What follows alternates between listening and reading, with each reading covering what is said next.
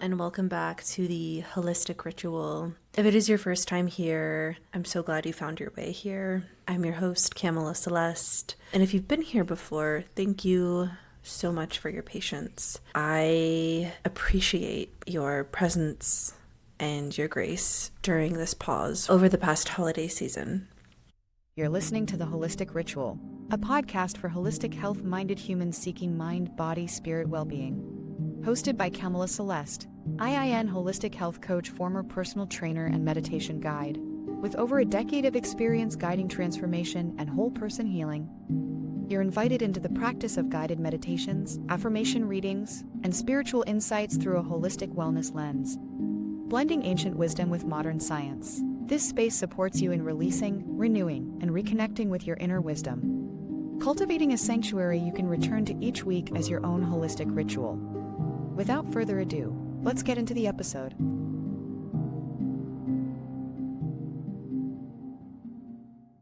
This episode today does mark all of the post-holidays after a season of rest, and personally a season of grief for me.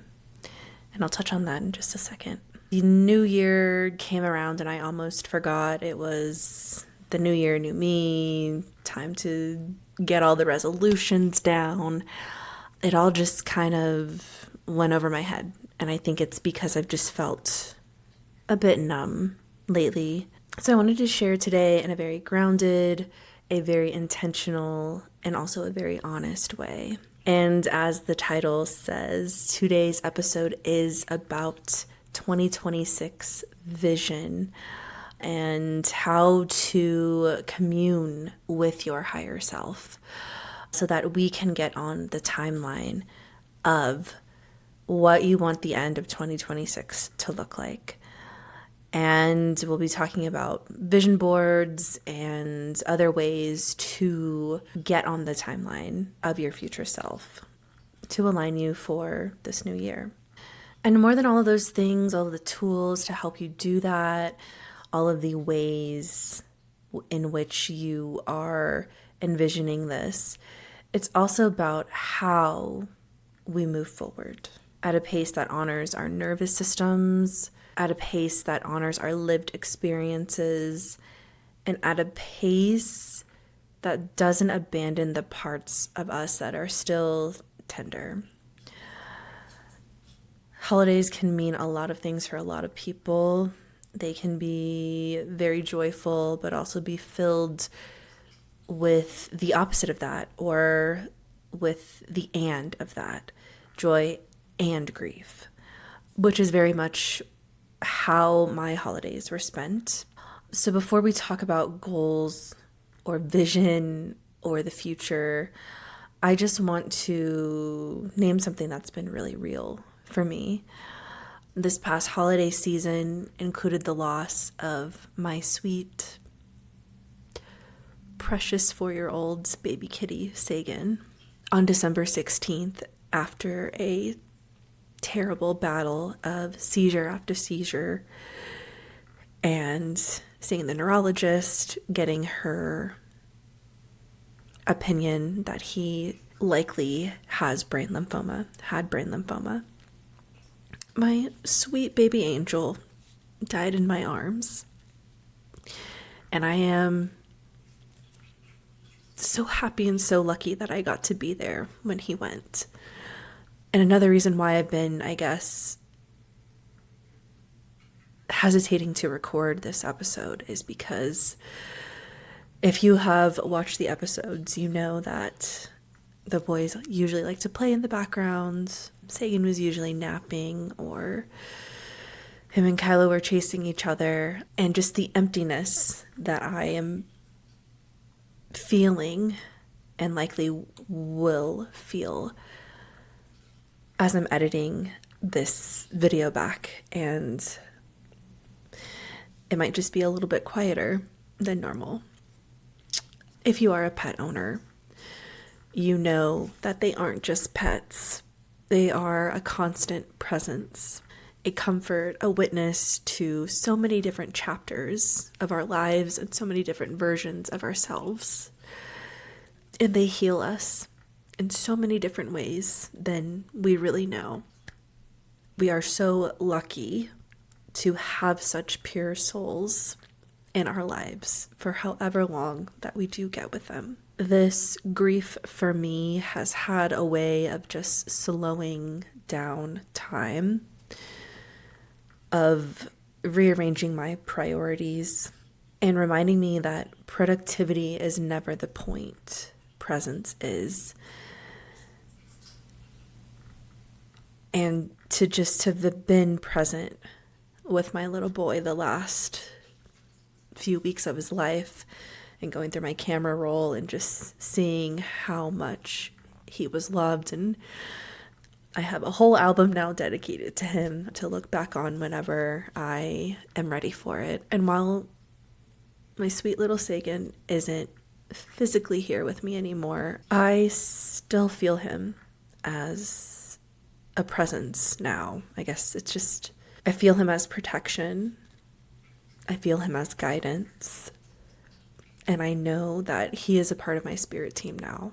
I share this because grief doesn't mean we stop envisioning the future. I think it just means we begin to envision it more honestly and envision it with a little less permanence. For people, places, things end. And with that in mind, it is also what makes the time with people, with places in certain chapters so much more special. So, if you have ever loved an animal, if you've ever cared for an animal, and you've lost them, I'm so sorry you relate. And I'm so sorry that you know the anguish that comes with them being gone, especially if you were their main caretaker every single day. I miss him so much. I miss him every day. It's been insanely hard, and I will not pretend that it hasn't. Have I been distracted? Sure. I think I am so lucky to have the friends and family and support that I have in order to keep me distracted and keep me busy and to help me move forward and not stuck in my own sadness for longer than I need to be. I am also recovering from a cold, so on top of not wanting to eat or exercise or record episodes for you, I'm also recovering from that. My voice might be a little nasally today. We're going to see how this meditation goes later, and I know I'll be okay. And I am trying to feel it all as it comes. I've watched so many YouTube videos on pet grief and how real it is, and that society likes to diminish pet grief, but it's, I think, different because they are such pure little souls, and we can't truly communicate with them in the sense that they can't talk to us and tell us, while, you know, a person who has had a very long life or who is very sick can always tell us, it's okay, I'm ready to go, and our pets cannot. So that, I think, is part of what makes it so hard to say goodbye to them. But just taking it day by day, trying to take it easy on myself. I'm doing a lot of yoga for grief, and I really am trying not to rush anything or trying to make up for anything or hop on all the New Year's resolution things, and just really take my time as I ease into this new year. That actually brings us to a great bridge. Energetically, we are actually still in the year of the snake. 2025 was absolutely testing. It asked so much more from me than I feel like previous years ever really have. I started the year off with severe health issues, thyroid issues, which I think I've spoken about before. And then in the middle of the year, I went through a breakup. Who I was in a relationship with this person for 2 years, and we lived together. So that was a big deal. And then just as I thought everything was kind of beginning to settle again, and as there was some sense of normalcy, I lost Sagan very suddenly, very quickly. And the point of that is the snake is the creature that sheds its skin.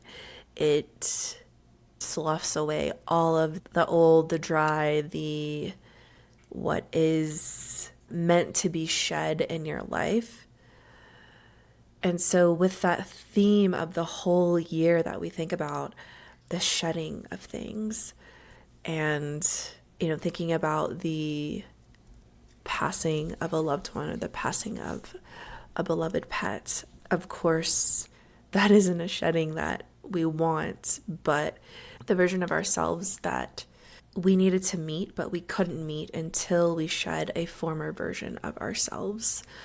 And maybe this was the being naive to, or just forgetting that life is so precious, that we don't have an infinite amount of time here on this planet.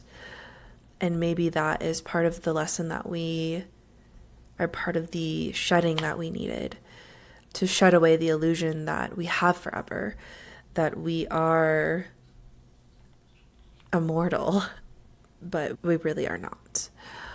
So yeah, this is an energy that is about integration, wisdom, shedding old skins, and tending to our nervous system. The snake, if you think about how a snake moves in nature, it's quiet, it's discerning, it's not rushed. They move in a way that is almost like in translation of themes. It's like we need to move and go with the ripples and the flows of life, whatever it brings for us. And then I know there has been a lot of talk on socials, on TikTok, on Instagram, on YouTube about how 2026 is the year of the fire horse. And that is very much true. It's the year of the double fire horse. But the fire horse year in Chinese New Year doesn't officially begin until mid-February.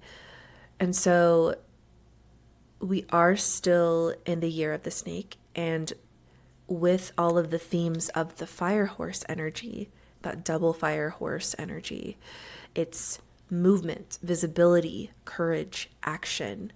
So a little bit different than this past year of taking things a little bit slower and learning some hard lessons and going through some really hard things. But without grounding, fire can burn out, and it can burn us out. So this year is asking us to move, yes, but it's asking for aligned action. Action that your body agrees with, action that your nervous system can sustain, and action that feels rooted in your soul and not pressure. Compare contrast from 2025 to 2026. Last year may have felt like a heavy weight or blanket, and this year will feel like that is being removed from you. The weight is being removed from you. You now have the energy, the will, the drive to do all of these things that you want to accomplish for this year. So right now is the runway leading up to the race. We have not started things yet, so that's might be why it doesn't feel like, all right, let's go get them now, as some other years have maybe felt. And then framing this from an astrological standpoint, Aries season is officially the start of the new year astrologically. So we're still in like a threshold period where we have until late in March where we are just building up to that momentum that is about to snowball us down the hill and into springing us into action. So energy will naturally accelerate. Things will move a bit faster. The new year always happens in the dead of winter. January is the dead of winter. And what does winter signify to us as a species, as mammals? It is hibernation time. It is nest. It is coziness, warmness to counter the cold outside. So New Year always comes during a really cold and sleepy time, which is so interesting how the Western calendar is set up like that. If the time right now feels like you still want to keep planning, you still want to feel some things out, definitely lean into that. And if it feels right for you, you can start making a vision board if you haven't already. I know some people are on it. They have it ready and made by January 1st, which if you do, props to you. That is usually me personally. I had just done a lot of traveling this year around the holidays, so I did not get on it before. And of course, going through the loss of my little Sagan really put a lot of my New Year's, the end of year kind of thing, wrapping up and starting a new year. It just didn't feel the same for me. And then remembering that right now, throughout this year, while we do have all this momentum and energy and action and drive and motivation to move forward, take this year as a marathon. Use all of your drive and energy to put these things into action at a marathon pace. Don't put it in overdrive from the get-go and you burn out from the start. Want to really be thinking about things and breaking down things and looking at them from the bigger perspective so that we do have the time and energy and will that will last us all throughout the year to get everything we want accomplished. And just because a new year happens, New Year doesn't need to be your trigger for starting all of these things, starting new goals and projects. You can literally start them anywhere, anytime. And you don't have to go with the rest of the flow of society saying everything must begin on January 1st. So just a quick little reminder. Before we get into our talk about vision boards as a ritual for us, I'm going to do a couple card pulls and today just read them together so that we can get through this because there's a lot of material to get through today. And so lay of the land going forward, we will have our card draw. We'll talk about vision boards as a ritual. We will also talk about action boards, how they are different, and then the different categories that I personally build out on my vision board each year and why they are important to me, just to give you some inspiration. And then we will go into our guided meditation, of course, as usual. Okay, today I ask my spirit team, my spirit guides, to bring forth any messages the collective needs to hear at the moment.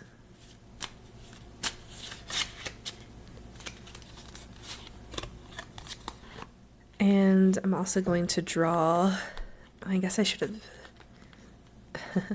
filled you in first. I'm drawing one card from Magical Messages to accompany our Work Your Light deck from Rebecca Campbell. I have thought about you the whole entire time over this break. And every time I wanted to record, I just kept saying, I cannot do it. But I did think about you the whole time, and I am just happy to be back now, even though we are in the middle of January pretty much. It's January 12th, but better late than never. And as I was just yapping on about, it's still the dead of winter, so we have time. Okay, let's see what messages need to come forward. Oop. Okay, so 2 of the Work Your Light cards popped out today. I'm actually not going to read from the guidebook today. I am going to put together this reading based on these 2 cards, which if you can see them, they are beautiful. We have Break the Chain and Soul Family. And then this cute little Bumblebee Sunflower card. So the first message we have is, your energy is exclusive and expansive. Remember, it is a privilege to be in your presence. Then we also have Break the Chain, Ancestral Patterns, Healing, Rewriting the Future. Perfect for us today. And then we have Soul Family. Call in your tribe. You don't have to do it all alone. Okay, so let's walk through this as if it is setting the tone for this new year. This new year, you're going to have a lot of opportunities and social events and lots of things, lots of different people coming into your life. And it is important to remember to be discerning with your time, to be discerning with the different people that are coming into your life. Not everybody deserves your time, your energy. And in order to keep your energy expanding and expansive, your time is so precious, and where you spend it is going to be so precious to keep you in that expansive state. And then remembering it is a privilege to have access to you. So whoever is coming into your life, whatever opportunities are coming into your life, definitely remember that you are such a addition and such a treat for these spaces and these places and these people to be with you. And then we have leaning on your soul family, leaning on your tribe. If things get hard, or if things you seem to find yourself in a bit of an isolation period, just remember that you always have your soul family and your soul tribe and your spiritual team to guide you and hold you, to lean on them when is needed, especially in order to heal, so that you can step into this future version of you, the version of you that is meant to expand this year. So thinking about not only healing yourself, letting other people hold you when you need it, but also thinking about where you come from and your ancestors and everything that they have done and gone through to support you, and where you are right now today in your journey, and where you are going to be in the future in 2026. And doing all of this, being discerning with your time, healing yourself, leaning on your soul family, those are the specific things that are going to get you through this year. And not just get you through this year, but are going to help you thrive and flourish throughout the whole year. Okay, that is our cute spiritual guidance today. And if you liked that style instead of pick a card, I would love to know. Okay, you guys like how I used my sunglasses as a headband today?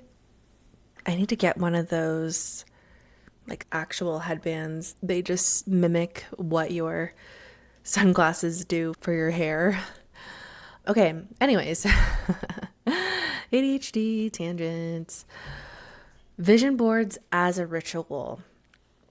This is our meat and potatoes cute little lesson today. I want to talk about them, but not in like a surface level way of like, I'm going to slap all of these images on a board and hope that everything just comes true. A vision board is not about outcomes necessarily. It is a ritual to me personally. I see vision boards as an act of communication with your future self, with your higher self. It is helping to align you with the version of you that already exists further down this timeline. And when you create a vision board intentionally, you are saying, let me merge timelines with my higher self. Let's get on the same wavelength. And so as a person with ADHD, as I was just going on a tangent about my freaking sunglasses, something I have learned is that vision boards work best when they include 3 different elements for each goal or category. And we can go over the categories. So for my vision board specifically, let me pull her up. For my vision board specifically, I focus on 8 different categories. So I have physical, emotional, financial, spiritual, career, travel, intellectual, and relationships. These are what is important to me and how I want to structure my year out. You do not have to use all of those categories. Definitely tailor the categories to what feels good and what you feel resonates with you the best, because different things are going to be important to different people. So the 3 things that your vision board should have, no matter what categories you put on it, are first, you need an outcome. So once you have your categories set out, and then within those categories, I have posted images of not only goals for these different categories, but I have photos of the outcome. So what does that goal look like when it's existing in your reality? And this is helping you to align with the future version of you, is to already have images of what the outcome of these goals is going to be, because that is where your future self already is. Secondly, you're going to need a photo of the everyday work that is going to go into this goal. What does your life look like daily, weekly, monthly, while you are in the process of getting to where you want to be with this goal? And thirdly is evidence, proof that it's already happening, the embodiment of the goal. So, for example, in my career space, I have an outcome image, which is the visibility and the reach for the show. And then the everyday action is me editing, creating, showing up online. And then the evidence is me literally speaking into a microphone, connecting with people, being seen, being witnessed.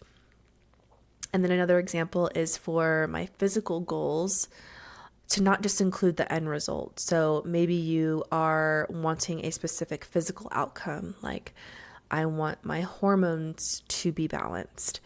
I want to have this specific physical body goal be manifested. So let's say I'm wanting to put on a little bit more muscle. So I would include things that don't just mirror the outcome. So the outcome would be like, I have photos of myself whenever I was a little bit more muscular on there.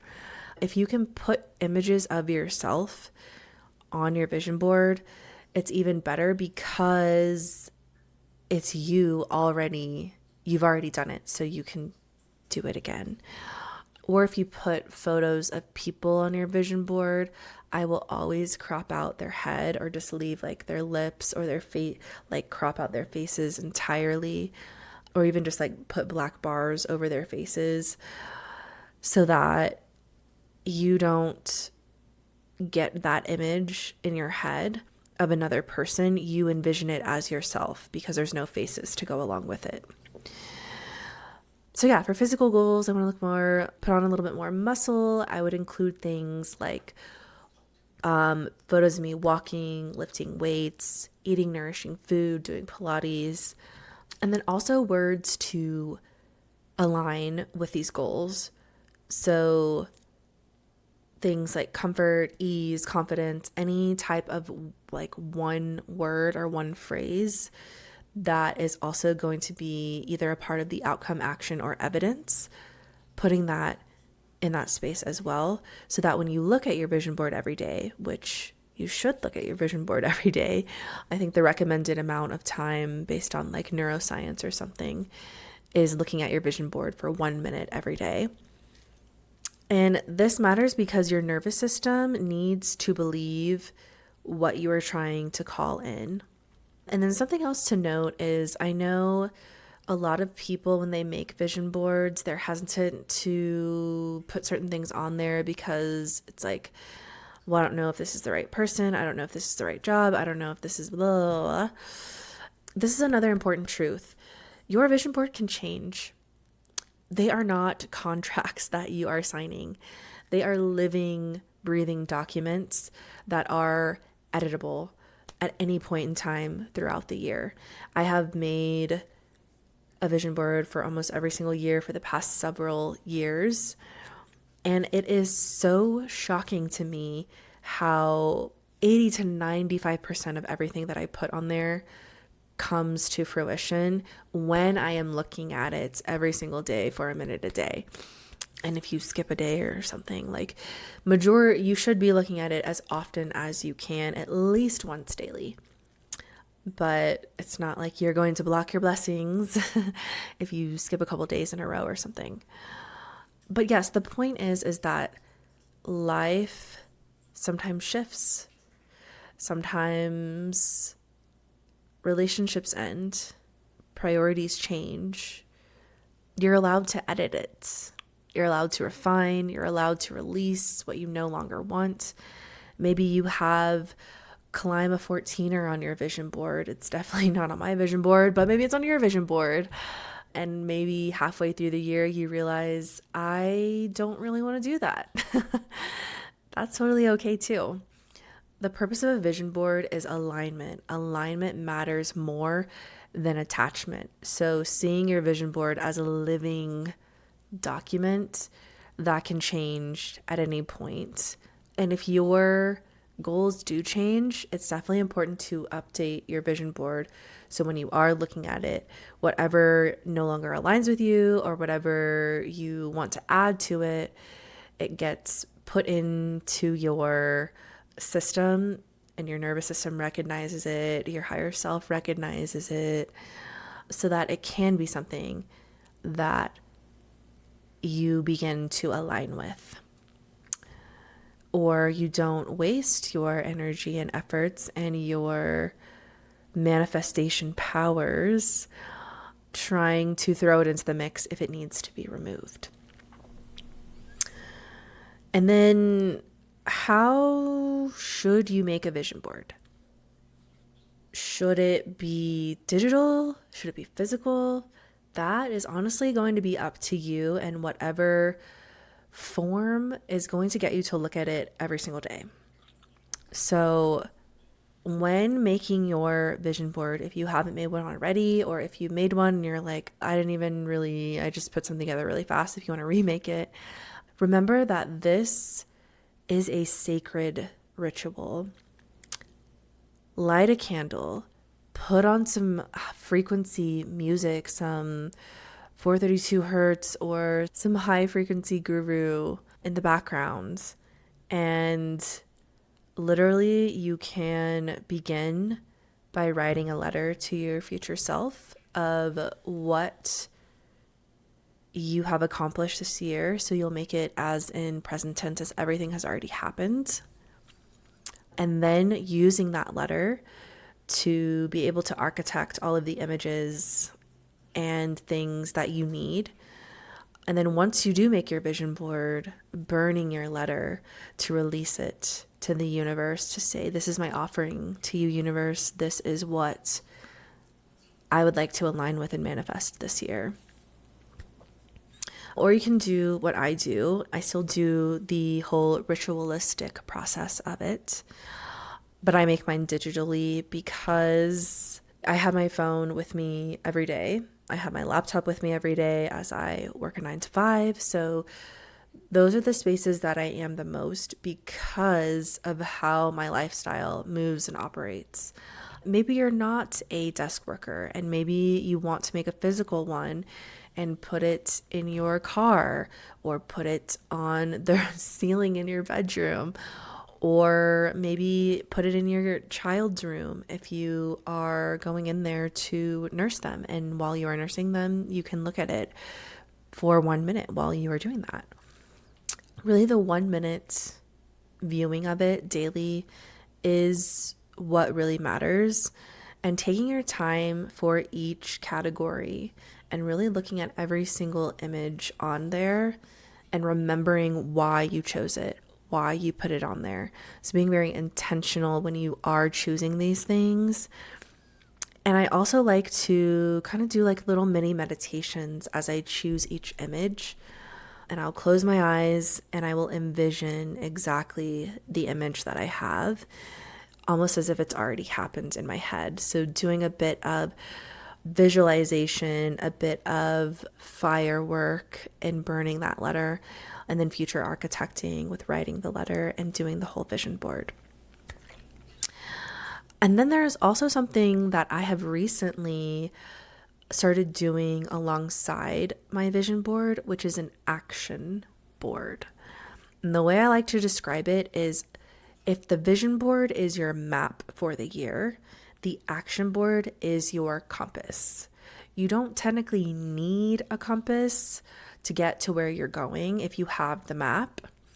You can still navigate the map without a compass, but the compass can help you orient yourself. It can help you get there faster, to recenter yourself, to course correct, because while you are navigating your vision board without a compass, maybe sometimes you get a little lost, but sometimes getting lost is what actually brings you clarity that you couldn't access otherwise if you hadn't gotten lost.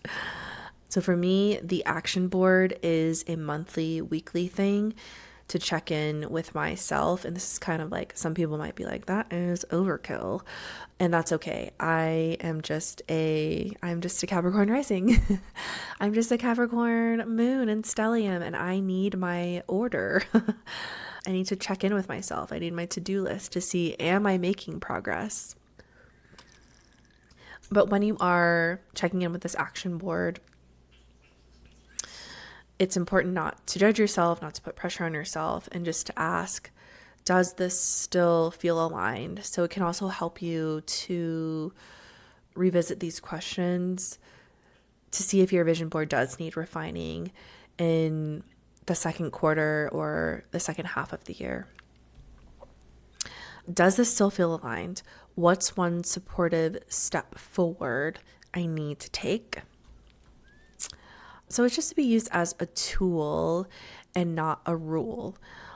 And basically how I use the action board is to break down things. So like categorizing everything out, let's say physical this month for this action board in the month of January, what does my physical goals, what does my daily processes need to be in order to get to where I want to go with my physical goals? In terms of my intellectual goals, what do I need to be doing every day or every month or by the end of the month to make sure that I am reaching my intellectual goals? So, for example, last year I had read 15 books.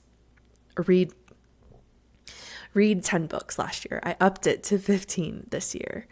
So on my action board under January and then under my intellectual category, I would put read 20 minutes a day every at least 5 days a week or something. So putting real numbers and specifics down. So it isn't just a bunch of pretty pictures. It's actually how you're going to get there. And I know for some people, vision boards might not resonate with you. And if you had to sit through all this, or if you did sit through all of this to listen to my vision board spiel, my action board spiel, that is okay. You can also make like a mini board for just one area of your life.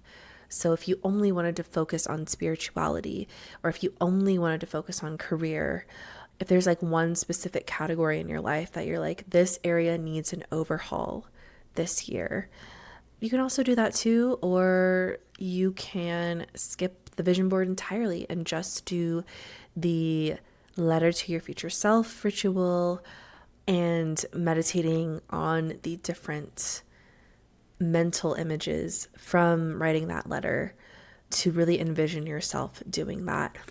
And another way to do that is to read the future self letter and not burn it, to read it every day.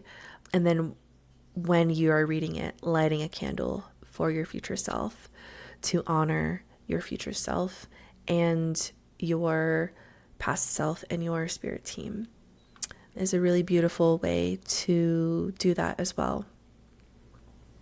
Okay, I'm going to take us through a little sound cleanse before we get into our meditation, just to cleanse everything, to ground us, and to know that we are about to start the meditation. And I will also ding the chime at the end of the meditation so you can fully relax during the meditation, even if there are some long pauses.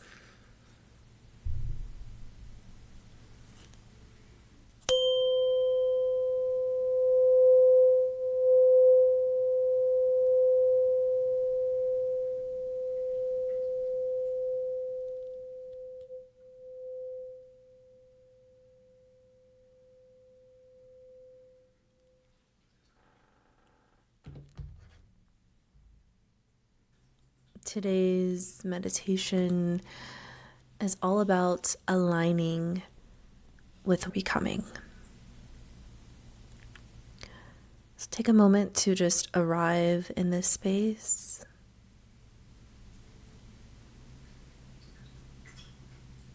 A moment to take the edge off of the day if it was a long or heavy day.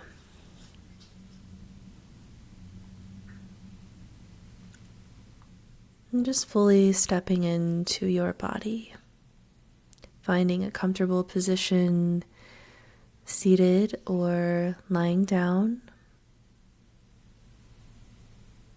Any posture that is going to allow yourself to be supported.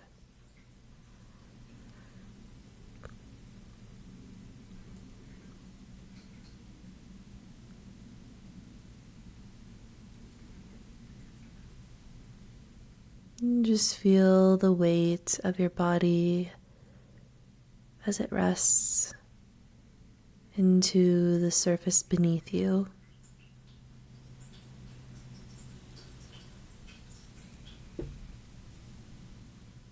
And letting gravity do all the work.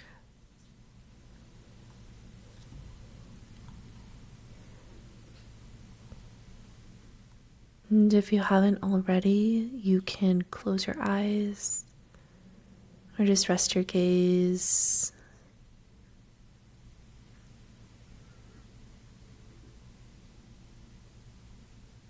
And taking a slow, deep breath in through your nose, feeling the expansion through your rib cage in all directions.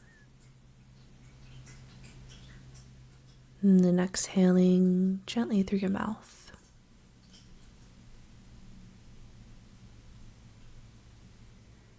And one more time, inhaling through the nose as your rib cage expands fully in all directions. And then letting all of the air out through your mouth.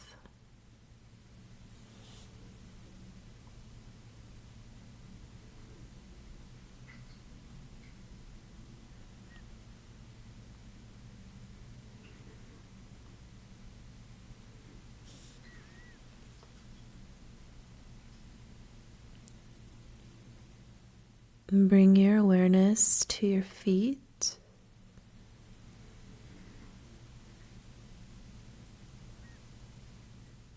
And gently tensing the muscles here, just enough to feel your presence.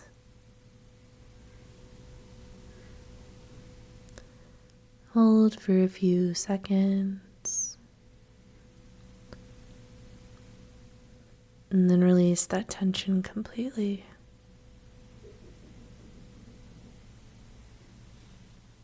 Notice the warmth, the softness that follows.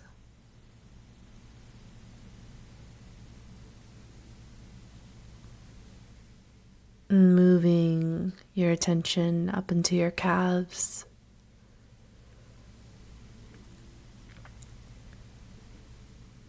Tensing them. And then releasing them.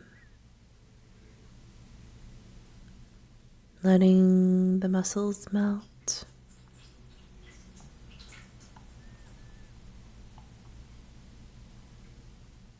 And moving up towards your thighs. Tensing your thighs.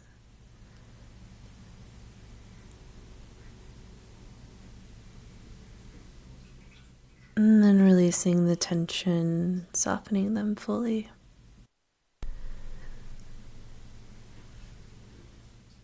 Now focusing on your hips and your pelvis. And this is a space where we tend to hold on to so much history.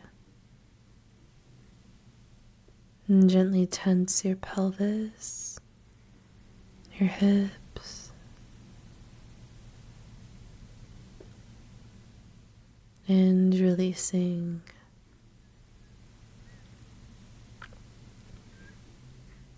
Allow your breath to deepen.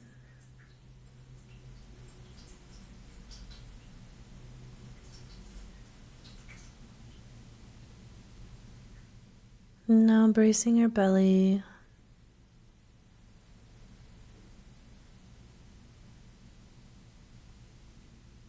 Tensing it and releasing it.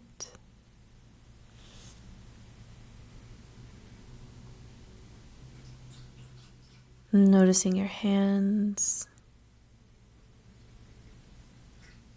curling them into soft fists, holding the tension,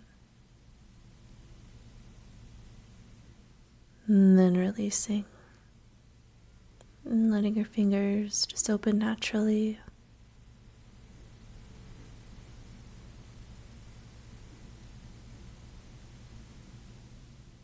And moving up towards your chest, your shoulders, your upper back. Lifting your shoulders towards your ears, tensing them, and releasing.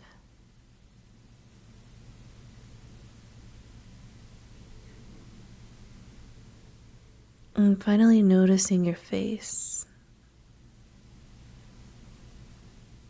softening your jaw, releasing any tension in between your eyebrows.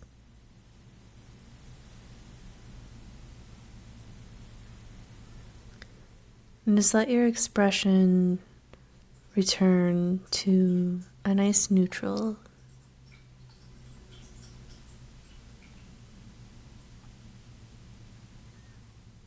And by doing this, tensing and releasing, your body naturally wants to relax, and your mind follows.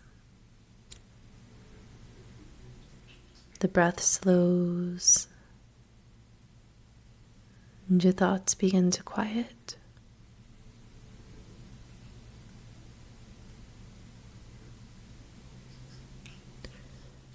This is the space where intuition lives, where creativity flows,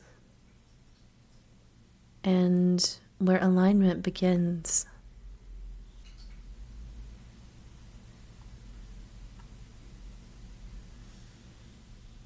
And in this moment, I invite you to gently call in your support,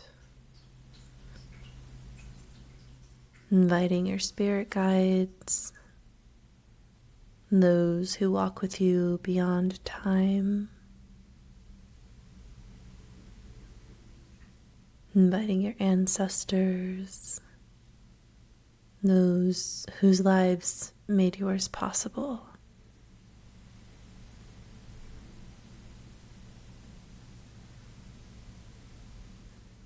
And you may also invite any animal guides,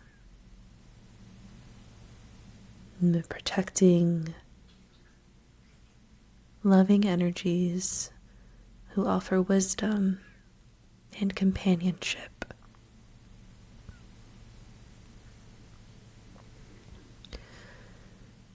You don't need to see them clearly, just simply sense their presence. Feel yourself surrounded, held, watched over.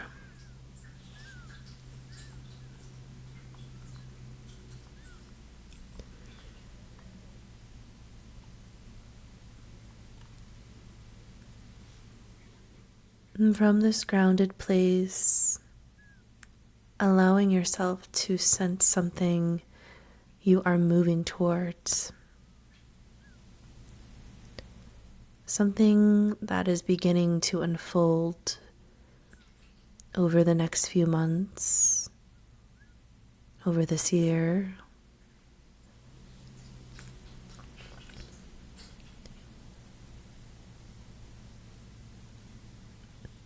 Not demanding anything, not putting pressure, just looking inside yourself of what you already know to be true.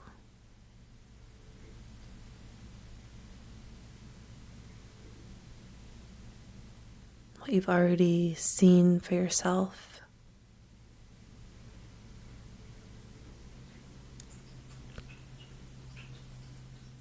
Notice this vision, this version of you.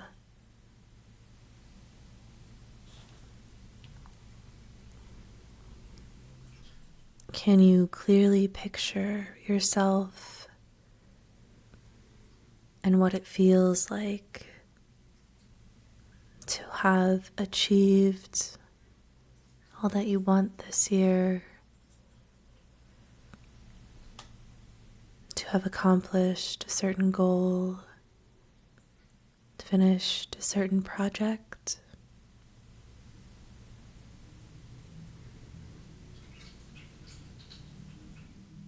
Notice how this vision of you feels in your body.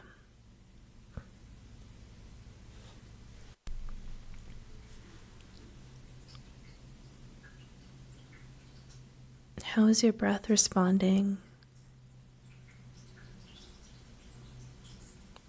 How has your energy shifted?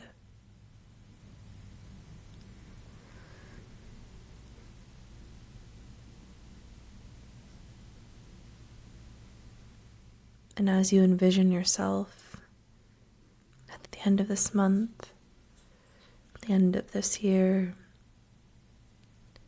let all those sensations of what it actually feels like for the future you to be your reality.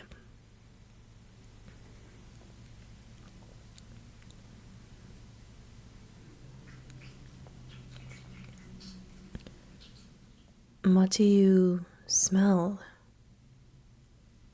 What do you taste? What do you hear? What do you feel? And what do you see as this future version of yourself?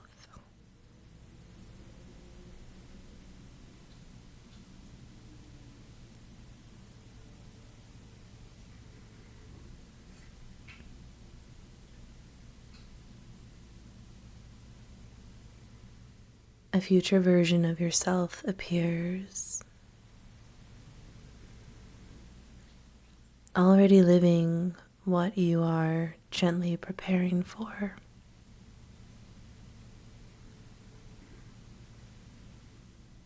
Notice how you carry yourself, how grounded you feel, how at home in your own body you are.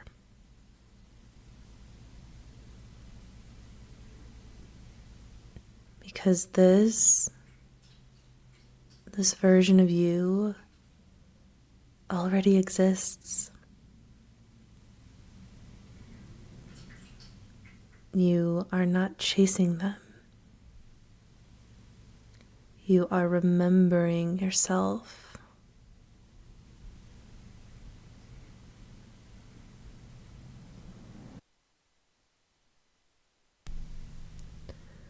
Let the emotional truth of this version settle into your soul.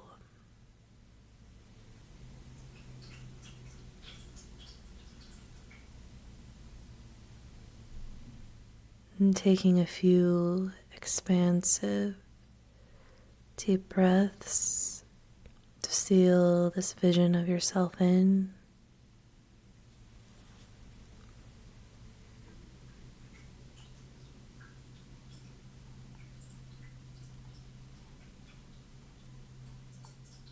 You don't need to rush. Every small step, every pause,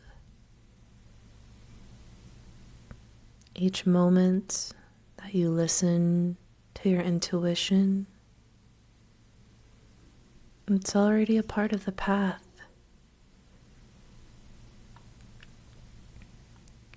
Your guides walk beside you.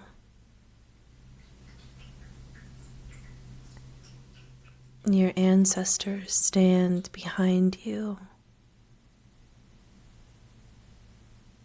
You are never doing this alone.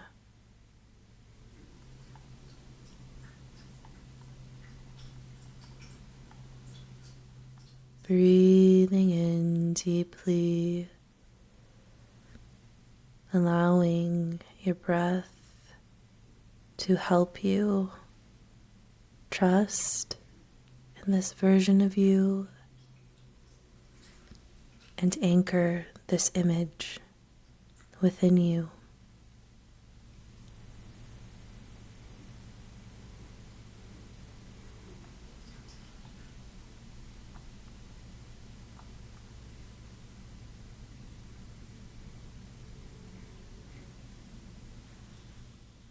And when you feel ready, begin to invite some movement back into your body. Slowly curling your fingers in and out. Slowly rocking your body from side to side.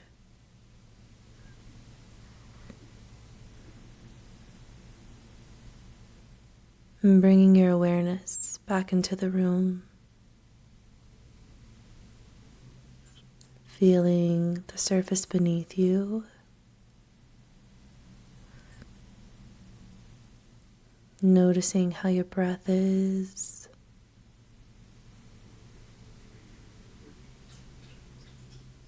And when it feels right, you can gently open your eyes.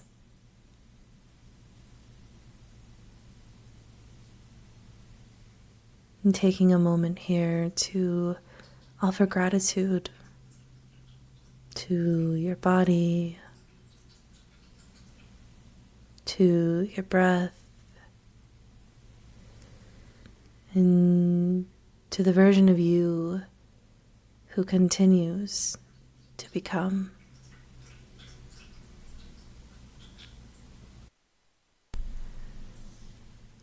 You are exactly where you need to be.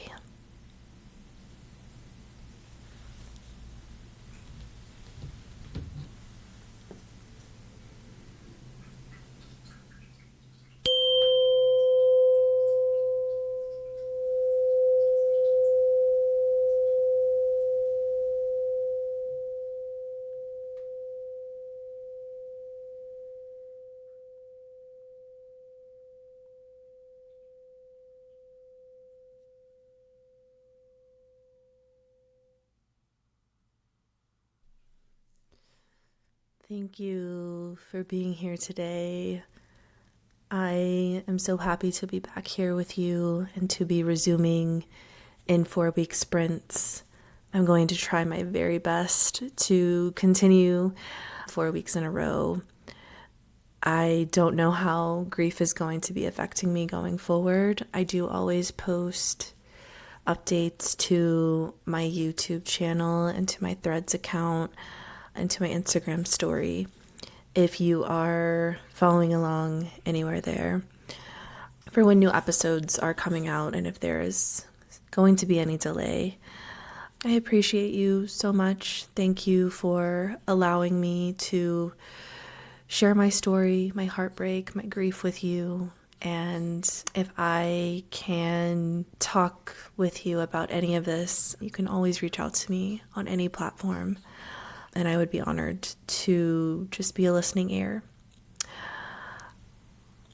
Next, I am really excited to talk about some of the astrology in depth. I know we have quite the ride this past week on the 6th or the 7th. We had a Venus Cazimi in Capricorn, which is very, very interesting and auspicious, especially if you are a Capricorn rising or a Capricorn. This is your season. It's very Capricorn heavy. I know we didn't really talk much about the astrology during this episode, but it is already a very lengthy episode. So I'm excited to dig a little bit deeper into that next time that I am with you. If you didn't see over on my Substack, I have put out a winter solstice ritual for you to do. You can still do that as we are still in winter. And I am looking forward to these days getting longer and the sun not setting as soon. That will really help with my mental health, especially at this day that it is in lately. Anyways, I digress. Thank you so much for tuning in with me today, for practicing this ritual with me today. And if you do make a vision board, I would love to see it. If you want to tag me wherever you are, I am pretty much on every platform. And thank you, especially to align yourself with the future version of you. I hope it helped to really spark the embodiment of the future self that is unfolding for you in this new year. Happy 2026 or whatever new year you are listening to this. And I will see you in the next one. I'm your host, Kamela Celeste, signing off.